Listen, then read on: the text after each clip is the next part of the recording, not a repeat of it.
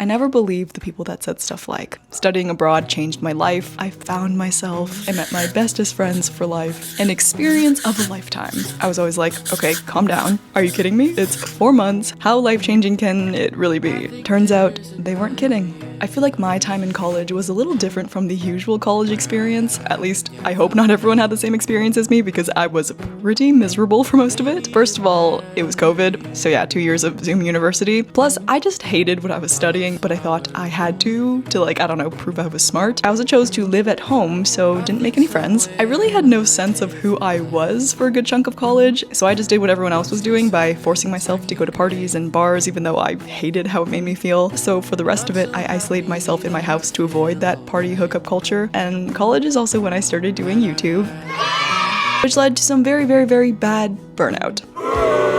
I feel like every fiber in my body is just depleted. And I also changed degrees 3 times. I then hit a type of rock bottom in 3rd year and decided to take a year off to soul search and solo travel, and fell in love with Singapore and decided that if I get accepted to study abroad, I would come back and finish my degree, and if I don't, I'm not going back to school. I was like the 15th person on the waitlist for Singapore, and somehow I got it. I'm going to Singapore! We're going to Singapore. Already homesick, but can't wait to see how the adventure unfolds. Singapore is a tiny island country in Southeast Asia, better known as the land of crazy rich Asians. It is hot and humid and you are sticky all the time. It's super clean, super safe, and super illegal to chew gum. And it's kind of a foodie's paradise. I actually made an entire Google Docs of all of our Singapore food recs. They will be linked below. English is one of their official languages and a lot of people speak Mandarin too. So that was really great for me because I'm mediocre at both. And Singapore is expensive. I lived in a tiny shoebox for $2,700 a month. There are definitely slightly cheaper options if you don't have roommates or don't live in the city center, but I didn't want to share bathrooms, so. This is my living situation for the next 4 months. When I read books, I don't actually like reading the little synopsis at the beginning or the end. That's like supposed to set the scene, because then I have certain expectations and I feel like it kind of ruins the fun. I like going in without knowing anything that's gonna happen. But when it comes to my own life, I'm like the complete opposite. I hate feeling like I'm not in control of the narrative. I worry and overthink and spiral, even though every time it turns out completely fine. I can still feel the nerves. I was the only person from my university to go to SMU. I was also one of the oldest, if not the oldest, exchange student, 5th year, final semester. So it kind of felt like this was my actual last chance to make friends and memories in college and to end this chapter of my life on a positive note. And I've solo traveled. You know, I'm a seasoned introvert, but I think everyone deep down just wants to feel like they belong, and the little girl inside of me was like, what if no one likes me? What if I don't make any friends? Like, if they don't want to be friends with me, that's fine. Like, I can still have fun by myself. 如果不喜欢你，那就是说你跟他就不是一路人。你出去就是看看外边的世界，看看不同的人。如果你 lucky 呢，就是说你遇上了对的人，你就交朋友了。遇上不对的人，你就知道哦，世界上还有这样的人，这就是这个过程。 So on the first day, we had to go to school to hand in a bunch of documents and get our fingerprints scanned or something, and I obviously went alone and lined up alone, and everyone else was already in groups. I was like, it's fine, I'm fine, it's gonna be fine, I'm fine. On my way out, there was a girl who was wearing a red tank top, a peanut charm necklace, and big gold hoop earrings, and she stopped me and basically just invited me to go grocery shopping with her. And that was the day I met Amy. We bought toilet paper and mints. Ooh, they look like little peas. The next day was orientation. Again, showed up alone, stood there alone while everyone else already had their little groups, and it felt like I was reliving high school. And in the massive line for the lunch buffet, which was actually so delicious, someone passed me 2 plates instead of 1 by accident, so I passed the extra plate to the random person who was standing behind me, and that's when I met Bree. Bree's from California. I found that out because she asked me if I was from LA since I was wearing my massive Air One bag that a viewer gifted me. Me and Bree did not stop talking for the rest of that day or for the rest of exchange. Through Bree, I met her roommate, Erin, and in the hallway later that day, Amy found me again because she saw the Air One bag. It's a really large bag, okay? And 2 weeks later, we all went to Malaysia together and ate really good Indian food, and the 4 of us kind of became a little squad. While I knew my friendship with these girls would fizzle out eventually after these 4 months were over, I believe like deep down in my core that these girls were my soulmates. Ever since kindergarten, I just found it really hard to make friends. So eventually I became a massive people pleaser, and I got people to like me by becoming who they wanted me to be. Yes, it was a little fake of me, but it was also my survival mechanism throughout school, okay? Being 12 is tough. And lonely, knowing no one really knew me. No one really liked me. No one was actually friends with me, just this fake version of myself. But it's because I believed that if I were to be myself, no one would like me anyways, and it was true. Like, when I started allowing myself to be me, I disappointed and lost a lot of people. But I was willing to lose all of them if it meant I got to keep me. But friendship breakups suck. I know they happen to everyone for a multitude of different reasons, but they still suck. Personally, it kind of made me lose faith in friendship, maybe like humans in general, I don't know. Something that really helped me through that period of time and work through all the feelings I was having and the loneliness was just talking to someone about it. My therapist always listened and asked questions and really helped me feel less alone with my problems. She was super supportive of my decision to study abroad and low-key believed in me more than I believed in me. I spent months expressing my worries and fears and also hopes and excitement about like traveling abroad to her. By the way, I use BetterHelp for therapy, who's also the sponsor of today's video. They're on a mission to make starting therapy easier, and so all you do is fill out a questionnaire and then you'll match with a therapist in as little as a couple of days. And you can easily switch therapists anytime at no additional cost. If you find they're not really the right fit, you can click the link in the description, or you can go to betterhelp.com/sun and get 10% off your first month of therapy. But yeah, because of those messy friendship breakups, my heart is much more guarded than it was before. Instead of friendship, most of my time and energy these past couple of years have been dedicated towards family and work and self-discovery. But for these 4 months, I really poured my entire heart into building relationships. Except this time, I didn't try to be someone else. I was like, if no one likes me, so be it. I'll still have so much fun on my own. And it was no easy feat as an anxious introvert to reach out first and say yes and go out every day. And I was totally socially burnt out. But in those 4 months, I learned that not everyone will take my heart and kindness for granted. Other than my soul sister Cindy and my mom, I think this was the first time I ever felt like I belonged. In a place, in a group, in a conversation. Fitting in isn't the same as belonging, because to fit in, you just have to be like everyone else. But belonging doesn't require us to change who we are. It requires us to be who we are. I was like, oh, this is how friendship should feel. When I was with them, I felt even more like myself, like a magnified version of myself. I just loved who I was when I was with them. I didn't have to try or pretend or please, and I've never felt so seen and loved and respected, and to be seen without performing and heard without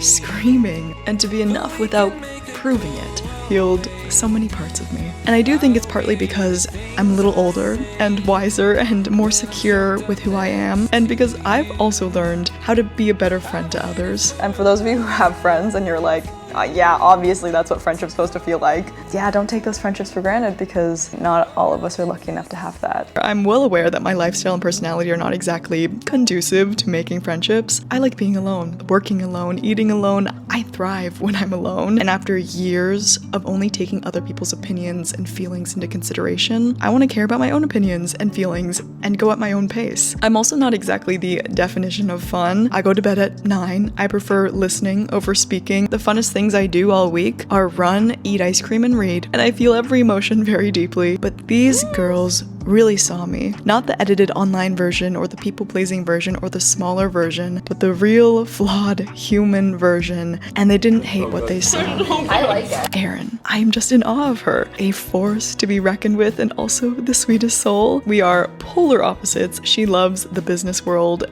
and I hate it. She has literally 100 friends and I have 2.5. She knows her worth while I'm still learning. But what I admire most about her isn't that she's literally a genius or that she has a gift for solving everyone's problems well in the shower or can multitask 7 things at once, but that she has like the biggest heart and always puts her family and friendships first. I'm convinced Amy and I were destined for each other by the YouTube gods. Our paths actually crossed for the first time 4 years ago at a library in Missouri through her friend's iPad screen. Amy somehow remembered my face when she spotted me at school and Googled food creators and scrolled until she found me, and she said, "Hi, are you a YouTuber? I don't watch you, but my friend used to." And then we chatted and still haven't stopped chatting, and I'm so grateful for her friend's iPad and the power of YouTube and for Amy's scary good memory, because I didn't know it then, but I met a sister that day.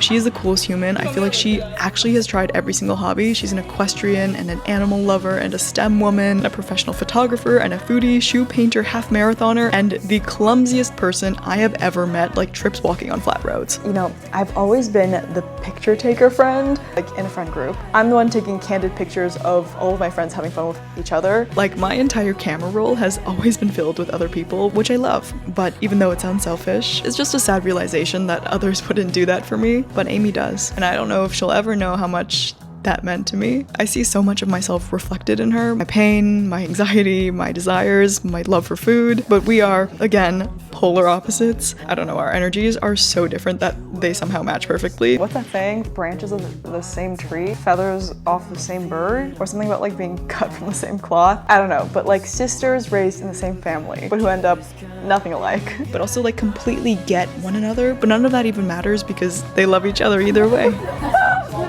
I'm on my way to brunch with a viewer, actually. We bumped into each other randomly in the hallway at school. This is really outside of my comfort zone. Izzy, my toenail-less grandma runner friend. She may be many years younger than me, but she has taught me so much about the perfect texture an acai bowl should be, to not take life too seriously, that kimchi very much belongs on avocado toast, and that home is not so much of a place as it is a feeling, as it is the people. And she was kind of my main inspiration to begin running, and I wouldn't even know who I would be without running now. She always invited me to things like hot yoga or spontaneous acai bowl runs, workouts, nights out, and as an introvert, I can't tell you how special of a feeling that is, just to be invited, just to be seen. Thank you for making Singapore feel like home. Bree is someone very special to me. From the moment I passed her the plate, she wanted to actually get to know me, like who I was and what I'd been through and my favorite things about being alive. On the first day we met, we talked like non-stop for 3 hours about solo traveling and all the places we'd been and all the books we love and Sarah J. Maas and how we love being alone and how we love Phil from Modern Family, and we just clicked and it was so bizarre and so refreshing. Simply put, Bree makes me feel okay. Like all my fears and all my mistakes and all my introvertedness and heartbrokenness and everything I believed was a personal failure of mine, she made me see as human, and she's helped me see all the good in me. You know, there are people out there who will not only see you for who you are, but also love you for it. And I think one of the greatest compliments to receive is having someone see the ways in which your brain works and enjoy it. She's the first person I want to tell about my day, about the new book I'm reading, the run I went on, my peaceful morning yoga, even now when I complete a really hard run, or I'm doing something outside my comfort zone, or put away my work to read, or if I find a really good chocolate gelato, or go on a beautiful hike, or travel to a new place. I think Bree would be so proud of me, and I smile to myself because I'm so grateful she exists.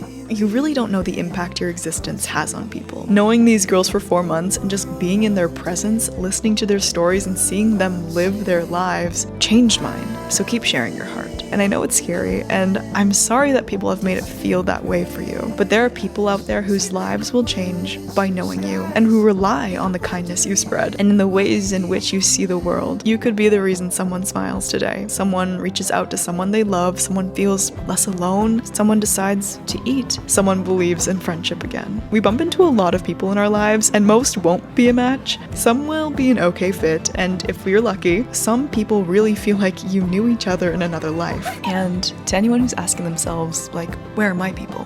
Why haven't I found them yet? What am I doing wrong? I promise you they are out there, and you will collide when you least expect it. My heart is so happy and full. I don't know how I got so lucky. Can't believe everything's working out so much better than I thought it would. I haven't laughed like this in so long, and it feels so nice to just actually feel so good. And I'm genuinely happy for myself.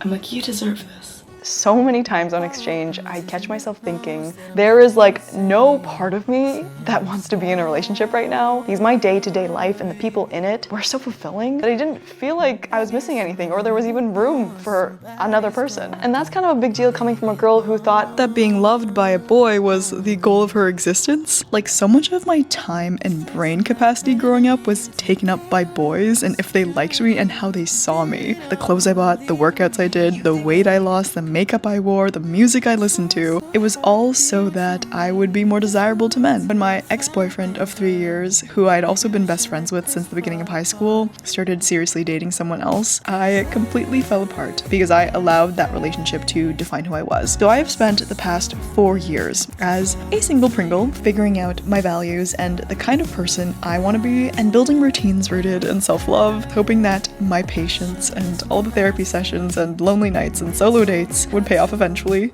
And I'm at the point where I look back on that ending as a catalyst for everything I have become.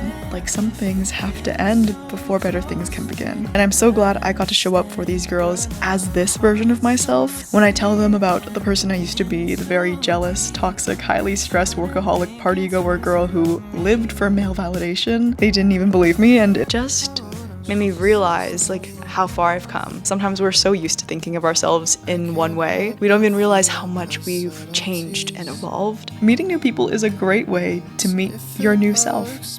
There were so many times on exchange I would just stop and I'd look around at my life and think, oh, that's why it didn't work out. So many times I would be walking home after a late night ice cream chat, or in the car going home from the airport after a weekend trip with the girls, or I'd get a text with an inside joke, or a picture of something they saw that reminded them of me, or just random updates of their lives, and I'd just pause and feel so much joy and longing all at once. During these 4 months, I've never felt so present or lived so intentionally because I wanted to savor every minute since I knew this life wasn't going to be mine forever. In the middle of exchange, I wrote this in my notes app at one of my favorite cafes. Exchange is so cruel. I spent 23 years trying to find my people, and I finally found them, and I can only have them for 4 months. Exchange gives you a taste of what it's like to truly live life to the fullest. Your main priority is to make memories, make friends, be the freest, happiest version of yourself. We get this chance to leave everything behind for a moment and live a whole other life. At first, you feel a little bit like a tourist, but soon you have your own routine and you become regulars at restaurants and you run the same route every morning and you have 100 inside jokes with your new friends. Yeah.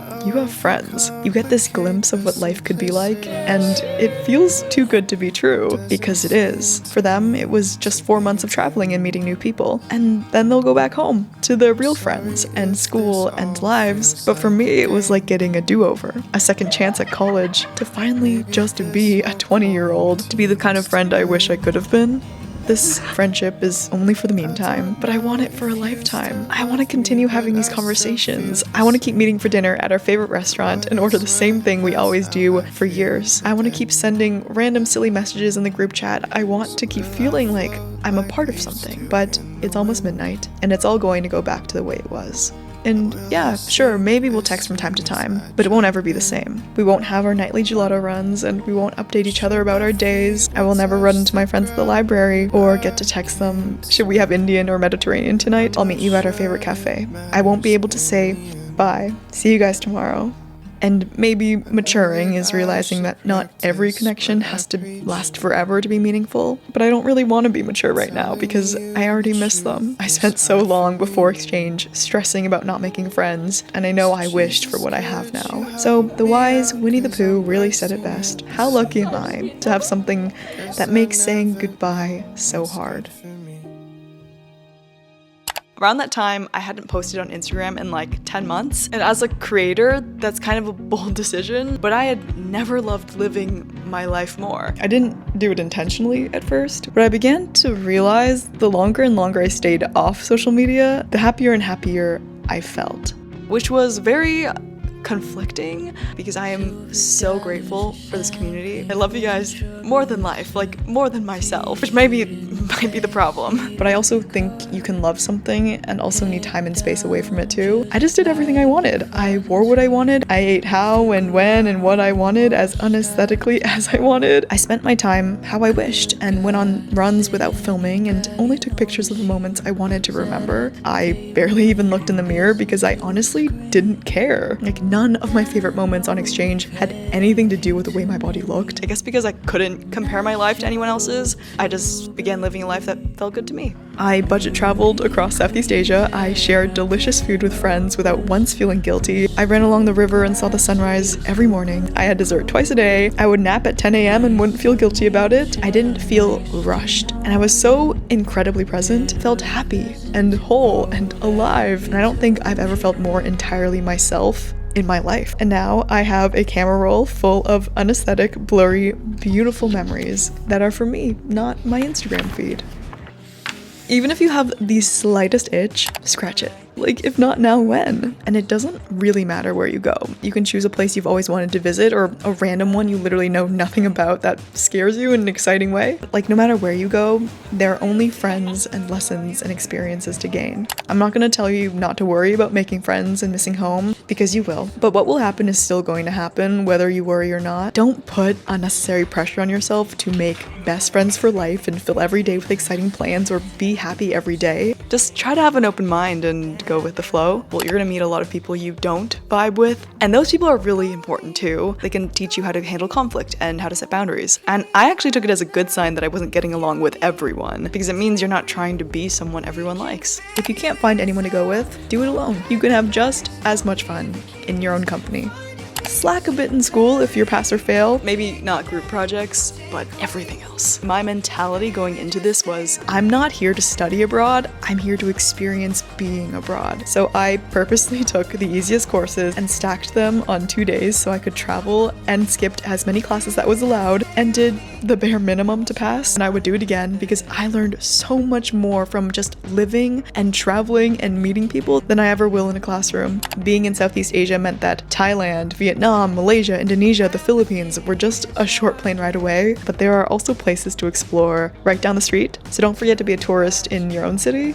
I sound like a really bad influence saying this, but don't be too cheap. Of course, everyone's financial situation is different, but you can always save and make more money, but you won't always be here. So don't go crazy, but enjoy yourself. Every time we would try to save like 20 bucks on a hotel, we'd get to the hotel and instant regret.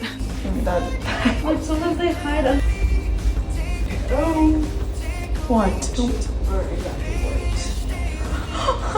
But Southeast Asia in general was very affordable. We stayed at hotels and villas for $7 a night each, and meals were like $3. If you're an introvert like me, you're gonna be exhausted, but in a good way. I found that scheduling recharge days and weekly solo dates really helped, but I kind of just sucked it up and went out because this is actually a once-in-a-lifetime opportunity. You are in a completely new country. Give the local cuisine a chance, skip class, and go to the beach. Sign up for a half marathon. This is the time for yeses. As much as I love my comfort zone and laying on my couch with a snack and never leaving my house, I have to admit, I have never grown so much as a person than I did from putting myself out there and signing up for exchange and trying to live in a completely new city alone and saying yes to buying toilet paper. We can't become something we want by staying the same. And you might not believe me, but 4 months can change your life. It's been over a year now. I shockingly passed all of my courses. I haven't seen any of those girls since. I often find myself reminiscing and missing Singapore and wishing I could experience it all over again. But just the other day, Amy sent me a package full of Trader Joe's goodies, and Bree's 22nd birthday just passed, and Izzy and I are chatting about traveling together sometime this year. But yeah, I miss them. Every pony I see or tofu dish I eat, I think of Amy. When I'm looking at a beautiful sunset, I know Bree would love this. I never miss a sunny angel. Thanks to Erin. I see the world differently. You know, there are pieces of them everywhere, and that makes me so happy and so sad at the same time. There are so many chapters and books that make up our lives. Some are happy, feel-good novels, and some were way too dark and depressing. Some feel like a waste of our time. Sometimes you're a bratty teenager, or a lost 20-something, or a world traveler, or a homebody, or a heartbroken college student, but they're all somehow you. Within these chapters, there are those special pages where you make that one decision or leap of faith that changes the entire direction of the story, but most pages are just about being human, making lists and crossing them off, and catching the bus and calling your mom, and trying to figure out how to feel okay. And every time you reach the end of a book, you take a deep breath, flip the page, and another part of your life is over. Sadly reminded that nothing is yours to keep forever. And you're like, what am I supposed to do with my life now? You feel like you don't even know who you are without this story, these characters, this version of you, and it's hard to put the book down for good. You're hesitant to start another because it may pale in comparison, and yes, it may disappoint you. Or it may surprise you. The first couple of pages never feel quite right. The style and the pace and the storyline take some getting used to, and it usually takes a few tries to get into it. But sometimes the best stories start off a little slow, and all of your favorite books only became your favorites because you gave it a shot. So yes, we mourn the end of one story, but inevitably we will pick up a new book and begin again. And you know it was a good one when you know how it ends, but you'd still read it again.